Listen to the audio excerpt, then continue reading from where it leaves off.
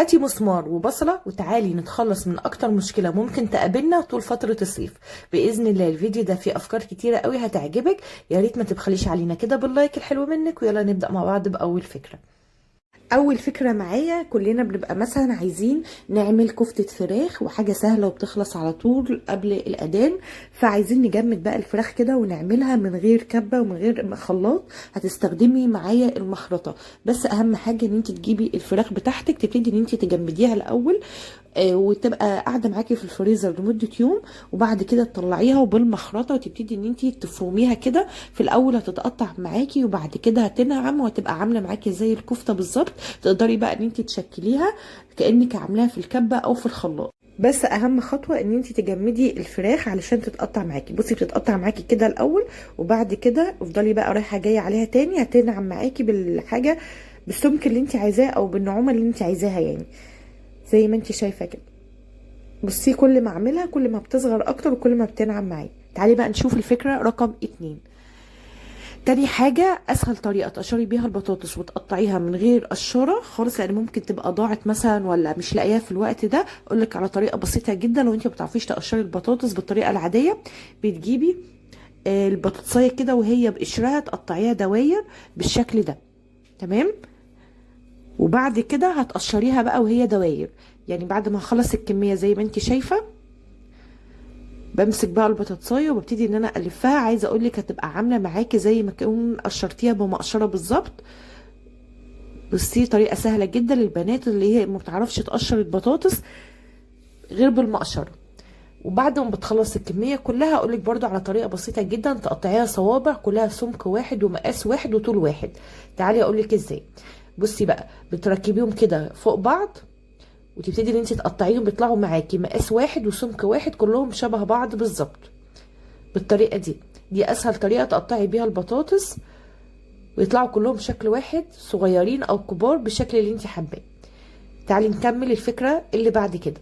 الفكره اللي بعد كده، عندك كمامه طبعا بتكون مثلا جديده ما تكونيش مستخدماها، وتبتدي ان انت تعلقيها كده في الحنفيه بالشكل ده، وتحطي عليها بقى الاسبونشه بتاعت المواعين السلك، وكده انت عملتي حامل بالطريقه دي. الميه كلها هتنقط معاكي جوه الحوض زي ما انت شايفه. حطي بقى فيها السلك، حطي الاسبونشه، حطي فيها اي حاجه بالطريقه دي. لو لسه مكمله معايا الفيديو ولسه ما عملتيليش اللايك، يلا دعميني كده باللايك الحلو منك ويلا نكمل مع بعض.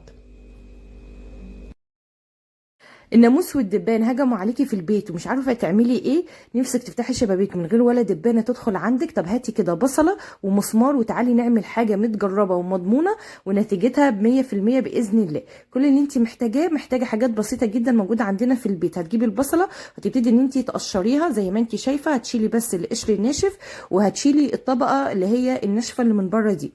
بصله حمراء، بصله بيضاء، البصل المتوفر عندك. ممكن كمان تستخدمي نص بصلايه لو مش عايزه تستخدمي البصله كلها. زي ما انت شايفه كده خليتها على القشره الطريه اللي هي من جواها بالشكل ده. وبعد كده جبت مسمار، ولازم تستخدمي المسمار عشان هو اللي هيديكي نفس الحجم اللي احنا عايزينه او الفتحه اللي احنا عايزينه.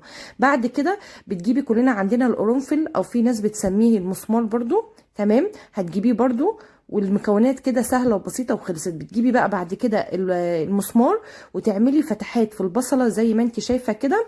بس اهم حاجه ان انت تلفيها كده علشان يطلع الميه بتاعت البصله من جوه، يعني مش تعملي فتحه وتسيبيها، لا دخلي المسمار ولفي كده علشان الميه البصل تطلع معاكي بالطريقه دي لبره، تمام. تعملي بقى كذا فتحه كده عندك في البصله كلها بالشكل ده. وزي ما قلت لك ممكن تستخدمي نص بصلايه لو انت مش حابه تستخدمي بصله كامله. بعد كده ادي الفتحات، بتجيبي بقى القرنفل او المسمار، في ناس بتسميه المسمار، بتجيبيه بقى وتدخليه في الفتحات دي. عايزه اقول لك القرنفل مع البصل وميه البصل اللي طلعت في الفتحات دي النتيجه مضمونه 100% باذن الله. مفيش ناموسه بتدخل عندك ولا دبان ولا اي حاجه، بمجرد بس ان هم يشموا ريحه البصل والقرنفل والفكره دي مش هيخلوهم يدخلوا المكان اللي بتبقى موجوده فيه. بصي انا بقرب لك الكاميرا علشان تشوفي. بتحطي كده القرنفل في الفتحات بالشكل ده. بصي بالطريقه دي بتملي بقى البصله بتاعتك كلها لحد ما تخلص خالص. شايفه اهي. اخلص انا بقى الفتحات كلها اللي موجوده في البصله، وهنرجع اقولك هتستخدميها ازاي وهتحطيها فين بالظبط. كده خلاص انا حطيت كل الفتحات فيها القرنفل. دي هتحطيها فين؟ دي هتحطيها في مكان عالي، زي مثلا لو انت مش عايزه الناموس يخش عندك او الدبان مثلا في المطبخ، بتحطيها في مكان عالي زي مثلا التلاجة، او مثلا تحطيها على رف كده عالي عندك في الصاله. علشان عايزه اقول لك لو فتحت شباك او ناموس، استحاله ريحه البصل مع القرنفل، استحاله ابدا ناموس او دبان يدخل عندك جوه الشقه. جربيها الطريقه دي، ناس كتيره قوي استخدمتها وجابت معاها نتيجه. انت جربي وباذن الله هتلاقي نتيجه فعاله. بس اهم حاجه ان انت تحطيها على حاجه عاليه، زي ما اتفقنا على رف، او مثلا فوق المكتبه، او مثلا فوق التلاجة، اي حاجه عاليه، بحيث ان الريحه بتاعه البصل تبقى منتشره في المكان من فوق، اللي هو الحته اللي بيبقى فيها الناموس والدبان اللي بيبقى جاي من الشبابيك والبلكونات. تعالي بقى نكمل باقي الفيديو مع بعض. الفكرة اللي بعد كده، لو انت جايبه مخدات فايبر جديده وعايزه تحافظي عليها علشان لونها ما يبقاش بهتان او تبقى صفرة معاكي، لان هي العرق يعني بيأثر عليها جامد، وبالذات في فصل الصيف. اتعودي وهي لسه جديده كده، بتجيبي اي مثلا كيس مخده قديم عندك لطقم قديم، ولبسيه دايما تحت الكيس طقم السرير، يعني تلبسي المخده اتنين، واحد قديم وواحد جديد. ده بيحميلك جدا الفايبر بتاع المخده ان هو ما يصفرش معاكي والبقع تمسك فيه. فكرة بقى اللي بعد كده، هتجيبي، كلنا عندنا الرول بتاع المناديل لما بيفضى، واي علبة بلاستيك، وتبتدي ان انت هتاخدي كده مقاس الكرتونة بالشكل ده او مقاس العلبة. هتقصي مثلا 3 4 5 دواير لحد مثلا ما تملي العلبة بتاعتك كويس جدا. بس حاولي تاخدي نفس المقاس، يعني ما تخليش واحدة عالية وواحدة مثلا مقاسها صغير. بصي بالشكل ده، هقص مثلا حوالي 3 4. المفروض ان انت تملي العلبه كلها جنب بعض، بس انا للاسف ما كانش عندي غير واحده بس قلت اعمل معاكم الفكره برضو عشان تشوفيها، وبعد كده انا ممكن اجيب واحده واكمل باقي العلبه بالشكل ده. بصي بترصيهم كده جنب بعض، وتثبتيهم طبعا بمسدس الشمع. هي هيثبت معاكي على فكره، مش هيتحرك ابدا، بس اهم حاجه ان انت تستخدمي مسدس شمع سخن زي ما انت شايفه، وترسيهم كده جنب بعض. طب احنا عملنا ايه؟ عايزه اقولك احنا عملنا منظم حلو جدا، هتحطي فيه الشواحن والسلوك والهاند فري والحاجات بتاع الموبايل.